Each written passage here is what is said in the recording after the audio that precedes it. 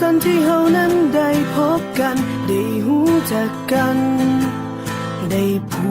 กความสัมพันธ์มันเป็นเวลาสั้นๆที่เฮานั้นมีความสุขลืมเรื่องความทุกข์และปลูกคำว่าหักฝังลงในใจและเป็นเพราะเวลาสั้นๆนั้นที่ทำให้เฮาต้องเดินแยกกันความหักที่แสนสั้น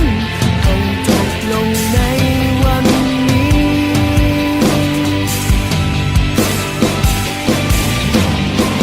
จะจบและจำทุกคำทุกอย่างที่เฮาเคยบอกกัน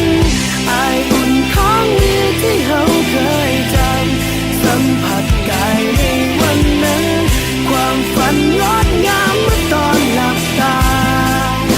ที่มีเราอยู่ด้วยกันทุกความในวันเวลาที่ได้หากันในห่วงเวลาสั้นๆ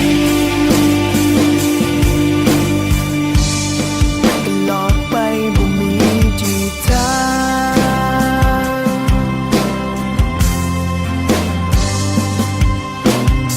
บ่ฮู้สิว่าจากนี้เท่านั้นจะเป็นอย่างใดแต่ทั้งอย่างใดก็ขอให้โชคดีได้ใครจะใช้ชีวิตอยู่กับเวลาที่เฮานั้นเคยมีเวลาสั้นๆที่แสนดีที่สุดในชีวิ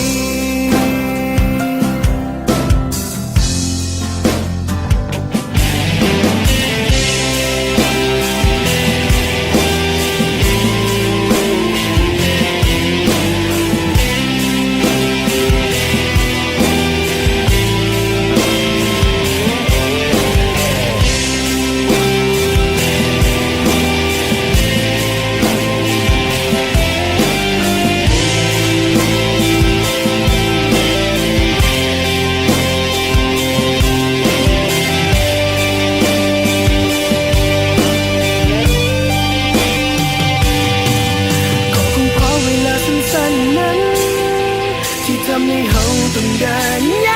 กกันความหักที่แสนสั้นต้องจบลงใน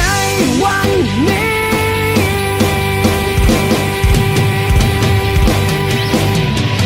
จะจดและจำทุกคำทุกอย่า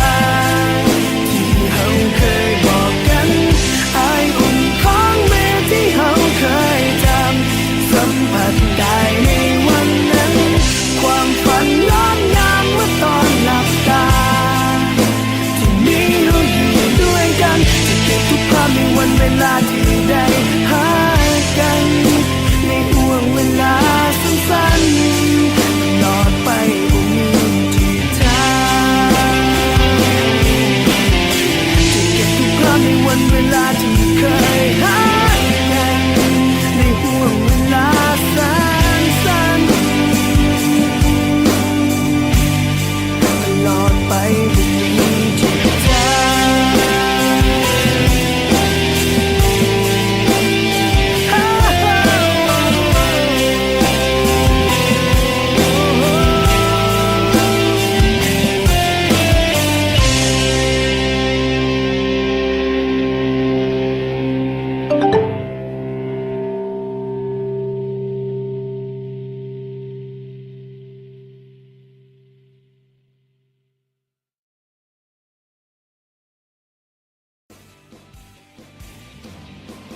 จะจดและจำทุกคำทุกอย่าง